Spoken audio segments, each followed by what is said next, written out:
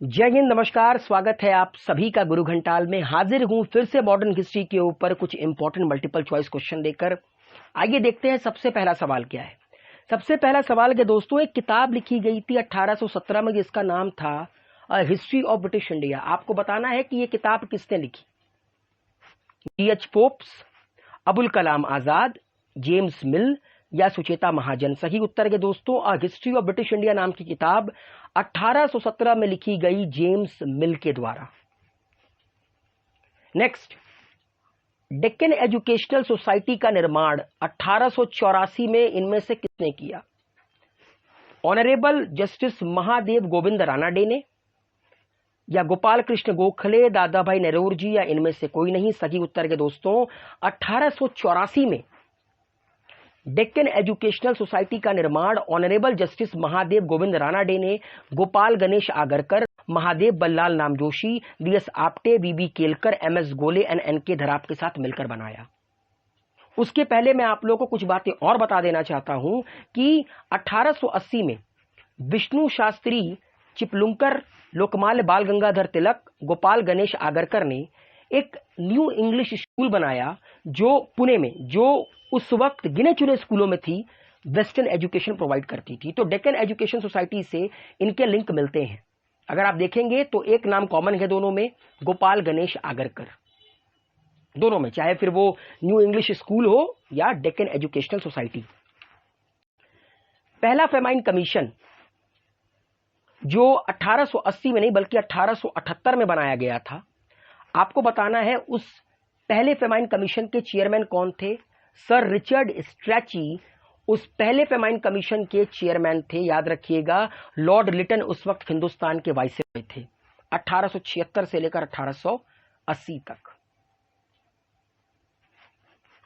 Next, Gandhi ji ने जो salt march किया था, आपको पता है 12 मार्च से लेकर 6 अप्रैल 1930 तक महात्मा गांधी ने सॉल्ट मार्च किया था फ्रॉम साबरमती टू दांडी।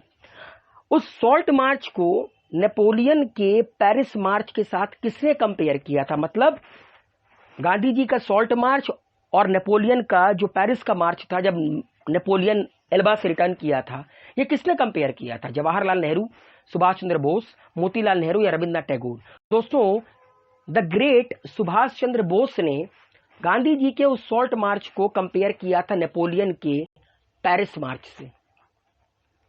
अब आपके सामने दो बॉक्सेस हैं, आपको सही मैच करना है। याद रखिएगा दोस्तों, पहला दिल्ली दरबार लगा 1877 में। लॉर्ड लिटन उस वक्त हिंदुस्तान के वाइसरॉय थे और उसी के एक साल पहले कैसरे हिंद डिक्लेयर किया क्वीन विक्टोरिया ने। ठीक है, तो पहले का फोर होगा तो ना ये ऑप्शन ना ये ऑप्शन, ये करेक्ट है, ये करेक्ट है। अब देख रहे हैं दोस्तों, सी दोनों में कॉमन है, सी का वन, मतलब कूका मूवमेंट 1872 में पंजाब में स्टार्ट हुआ। बचा सेकंड एंग्लो अफगान वॉर, ये 1878 में हुआ। सेकंड एंग्लो अफगान वॉर 1878 में। तो बी का 3 सही उत्तर है, ए का 4, बी का 3, सी का 1, डी का 2। और याद रखिएगा 1915 में यही कैसरे हिंद किसको दिया गया, महात्मा गांधी को। और 1911 में आखिरी तीसरा दिल्ली दरबार लगा था जब लॉर्ड हार्डिंज हिंदुस्तान के वाइसरॉय थे।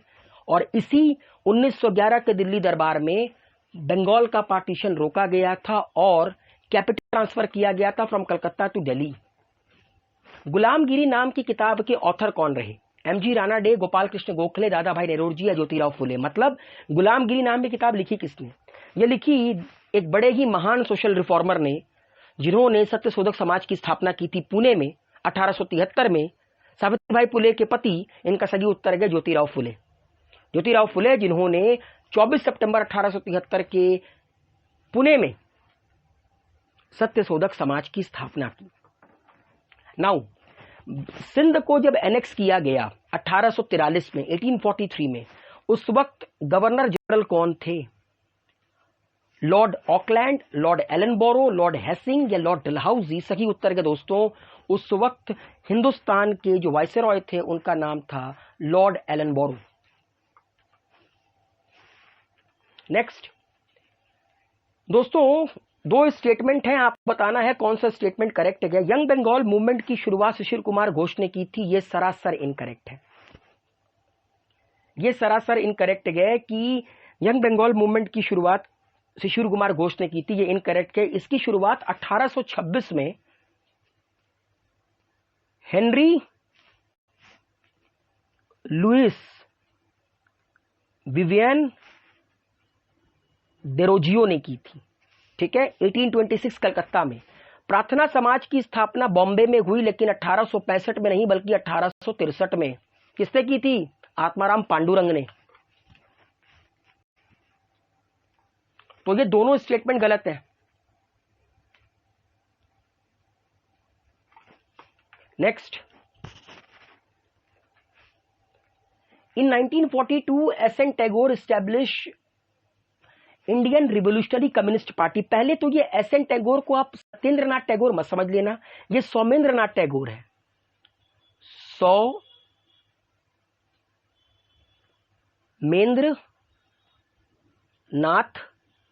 टैगोर। क्या इन्होंने 1942 में इंडियन रिवोल्यूशनरी कम्युनिस्ट पार्टी की स्थापना की थी? यह बिल्कुल करेक्ट है। स्टेटमेंट 1 करेक्ट है। Doctor B R Ambedkar moved objective resolution in constituent assembly on 13 दिसंबर 1946, ये इनकरेक्ट है। आई थिंक इसका उत्तर सबको पता होगा, ये डॉक्टर बी आर अंबेडकर नहीं होगा बल्कि पंडित जवाहरलाल नेहरू ने ऑब्जेक्टिव रेजोल्यूशन को कॉन्स्टिट्यूएंट असेंबली में क्या किया था? मूव किया था। अच्छा, मेरा आप लोगों से एक सवाल है कि 13 दिसंबर 1946 को ऑब्जेक्टिव रेजोल्यूशन को मूव किया गया डॉक्टर, या कह सकते हैं कि कॉन्स्टिट्यूएंट असेंबली के प्लेटफॉर्म पर उतारा, फ्लोर पर उतारा, किन्होंने? पंडित नेहरू ने। लेकिन इसको अडॉप्ट कब किया गया? कमेंट बॉक्स में लिखकर बताइए, इसको अडॉप्ट कब किया गया। तो स्टेटमेंट 1 करेक्ट है, स्टेटमेंट 2 इनकरेक्ट है। अब दोस्तों आपको क्रोनोलॉजी बतानी है। वैसे आंसर तो आप लोग को पता चली गया, लेकिन मैं आप लोगों को इसका सही। चितरंजन दास की मृत्यु हुई 1925 में। CR Das, one of the founder of Swaraj party, in 1923। Simon commission को अपॉइंट किया गया 1927 में। साइमन कमीशन भारत आया 1928 में, अपॉइंट 1927 में किया गया। यतिन दास की मृत्यु होती है लाहौर में सितंबर 1929 में, और नेहरू रिपोर्ट 1928 में आया। तो सही उत्तर क्या दोस्तों? 1 2 4 3। अगला सवाल है, in 1865 high court were established at Calcutta, Madras and Bombay. तो यह सरासर इनकरेक्ट है। 1861 में हाई कोर्ट एक्ट बना, और 1862 में जब लॉर्ड एल्गिन हमारे देश के वाइसरॉय थे, 1862 से लेकर 63, मात्र 1 साल के लिए, तो हिंदुस्तान में 3 नए हाई कोर्ट बने। जुलाई 1862 कलकत्ता हाई कोर्ट, और Madras and Bombay high court 14 अगस्त 1862 को मद्रास हाई कोर्ट बना, और शायद बॉम्बे हाई कोर्ट बना, और 15 अगस्त को मद्रास हाई कोर्ट बना। तो 1865 में नहीं बल्कि 1862 में। इन 1791 Jonathan Duncan started a Sanskrit college in Varanasi, ये बिल्कुल करेक्ट है। एंड पहला टेलीग्राफ लाइन 1854 जब लॉर्ड डलहौजी हमारे देश के वाइसरॉय थे, from Diamond Harbour to Agra. Pitt's India act 1785 में नहीं बल्कि 1784 में आया। दूसरा और तीसरा करेक्ट है, बाकी ये दोनों इनकरेक्ट है। और चौथा हाई कोर्ट कब आया दोस्तों? 1866 इलाहाबाद हाई कोर्ट, लेकिन तब ये इलाहाबाद में नहीं बल्कि आगरा में था, बाद में उसको शिफ्ट किया गया। नाउ अब आप लोगों को क्रोनोलॉजी के अकॉर्डिंग सजाना है एग्रेरियन मूवमेंट को, किसानों के आंदोलन को। बरदोली पीजेंट मूवमेंट, यहीं से देश को सरदार मिले, सरदार वल्लभ भाई पटेल मिले, जिसकी वजह से आज ये मुल्क है। 1928 खेड़ा, 1918 चंपारण गांधी जी का पहला सत्याग्रह, 17 मोपला 1921, 3241।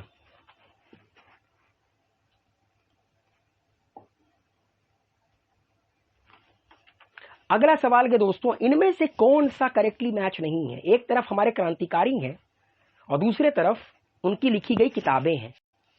सचिंद्र सान्याल ने बंदी जीवन लिखी, है बिल्कुल करेक्ट है। फिलोसफी ऑफ बॉम्ब लिखा है भगवती चरण वोहरा ने। लाला राम सरन ने लिखा है दास the dreamland. But Bhagat Singh ने द इंडियन सोशियोलॉजिस्ट को नहीं लिखा है, द इंडियन सोशियोलॉजिस्ट को लिखा है श्यामजी कृष्ण वर्मा ने।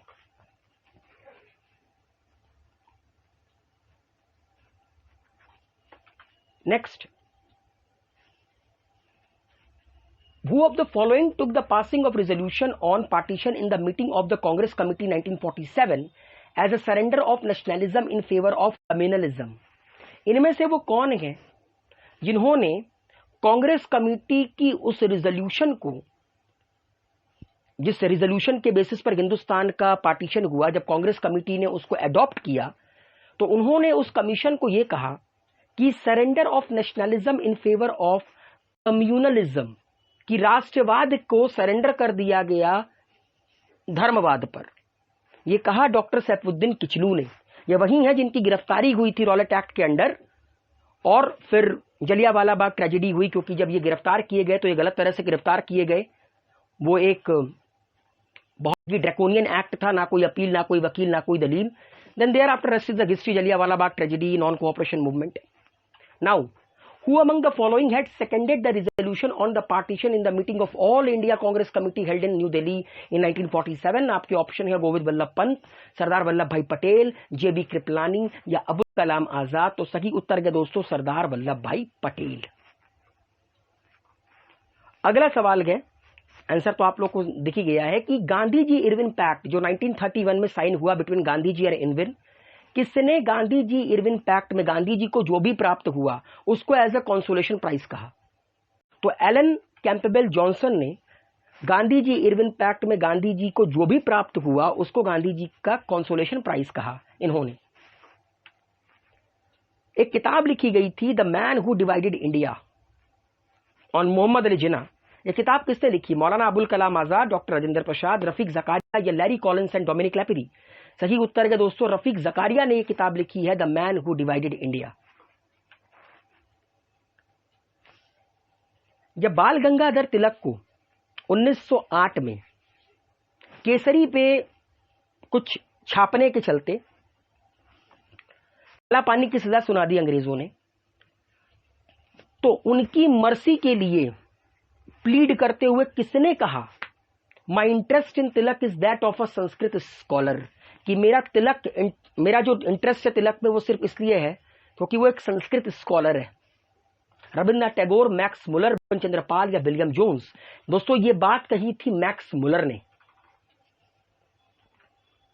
नाउ, जलियांवाला बाग मैसेकर हुआ 1919 में। अंग्रेजों ने एक कमिटी बनाई जिसको हम लोग हंटर कमीशन कहते हैं।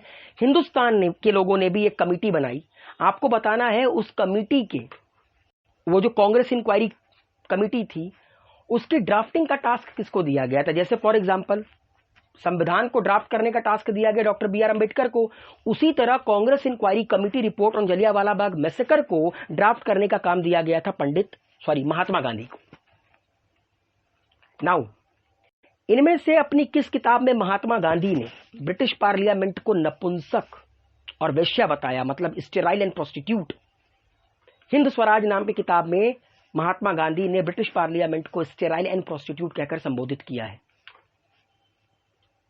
इनमें से वो कौन है जो महात्मा गांधी के साथ, Who among the following Muslim did lift the bier of the बाल गंगाधर तिलक? महात्मा गांधी के साथ शौकत अली, मोहम्मद अली, मौलाना अबुल कलाम आजाद या M.A. अंसारी? सही उत्तर है शौकत अली। शौकत अली वही हैं जिन्होंने खिलाफत मूवमेंट की शुरुआत की थी अपने भाई के साथ मिलकर, अमानत अली के साथ। नाउ, ये तो मैंने बता ही दिया कि किस किताब में गांधी जी ने कहा, हिंद स्वराज में गांधी जी ने कहा। मुगलों का बादशाह जहांगीर, उसने इनमें से किसे इंग्लिश खान का टाइटल दिया? Albuquerque, Francisco de Almeida, William Hawkins या हेनरी द नेविगेटर? तो सबसे पहला अंग्रेज जो मुगल बादशाह के दरबार में गया, विलियम हॉकिंस को जहांगीर ने इंग्लिश खान की उपाधि दी। अगला सवाल है, इनमें से किसने गांधी जी को वन मैन बाउंड्री फोर्स कहकर संबोधित किया? चर्चिल, एटली, क्लीमेंट एटली, विंस्टन चर्चिल, लॉर्ड माउंटबेटन या जॉन साइमन? तो सही उत्तर के दोस्तों लॉर्ड माउंटबेटन ने गांधी जी को एड्रेस किया था as one man boundary force. Next question है कि इनमें से वो कौन है जिनका एक निकनेम लोकितवादी भी है? गोपाल हरी देशमुख, महादेव गोविंद रानाडे, ज्योतिबा फुले या राय गंगाधर तिलक? सही उत्तर के दोस्तों गोपाल हरी देशमुख को लोकहितवादी भी कहा जाता है। तो उम्मीद है दोस्तों ये सवाल आप लोगों को पसंद आए होंगे, आपकी नॉलेज इनहेंस की होगी। अगर किसी भी तरह का डाउट है तो कमेंट बॉक्स में लिखकर सबमिट कीजिए। मुलाकात होती है अगले सफर में, तब तक के लिए हेल्दी रहिए, सेफ रहिए, मस्त रहिए।